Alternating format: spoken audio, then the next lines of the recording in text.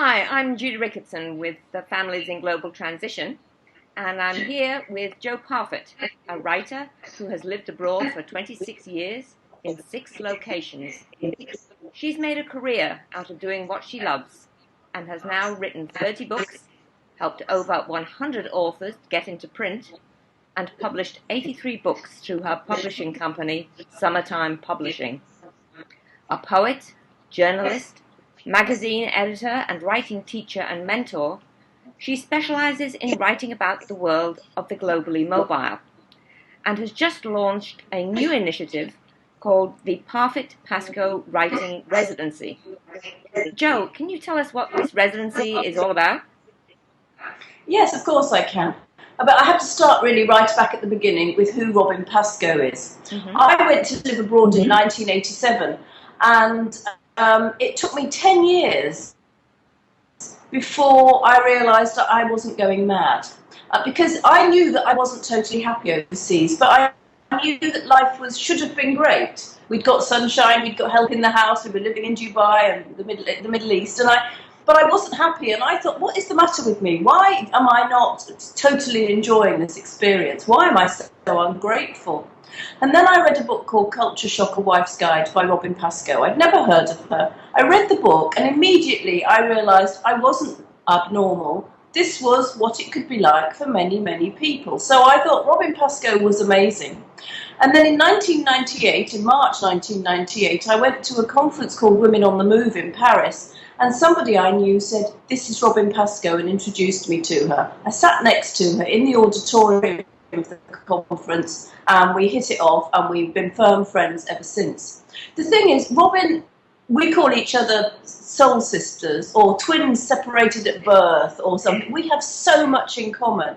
We're both writers, we're both journalists, we both write books, we're both publishers, we're both speakers, we both travel the world, and we both really want to share what we've learned, not only the knowledge that we've got about the expat world, but also how we made it in writing. And so I have for many, many years wanted to start some sort of a foundation that would help other people who needed a leg up in becoming writers while they're living overseas. So a portable career as a writer, however large or small, but one in which they feel they have meaning and perhaps, well, and hopefully they earn some money, which is increasingly difficult these days. And so I asked them at Families in Global Transition if I could start this residency in honour of Robin. That's why the name Pascoe is in it. And also because I'm behind it now, because Robin's retired from expat writing. And I wanted to help 4 new writers to get a leg up. And so the Parfitt Pascoe Writing Residency has been designed so that we're looking for 4 people who are new or newish writers. I want them to have written something, whether it's something in a school magazine, which obviously would be maybe a while ago unless they're very young, or they've written a blog, or they've written an article in their company newsletter or something. I just want to see that they've wanted to do this enough to have made a bit of an effort.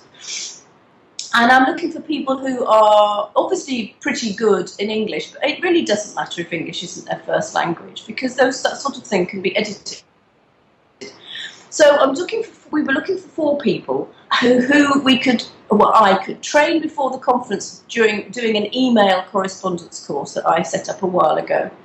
And then at the conference they will cover, because there are 4 of them, 25% of the conference, and they will write about the concurrent sessions, the plenaries. They'll interview a few of the experts, and they'll get some material, which we'll help them with. And I say we.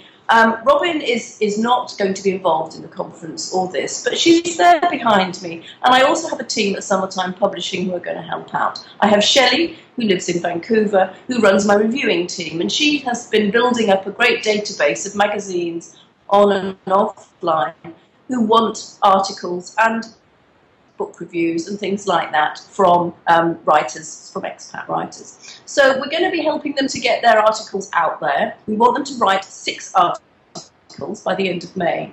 And then the most exciting thing maybe is that we want to turn the content that they have gained from doing this into a book. And the book will be a roundup of what happened at the Families in Global Transition Conference this year.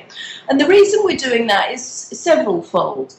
A, it gets the new writers published in a book, with their name on it, which is give people a huge leg up. B, it spreads the word of all the marvellous stuff that is said at Families in Global Transition that you don't find out about if you don't go. So it will help to market Families in Global Transition. It will help to get their careers off the ground of these young writers.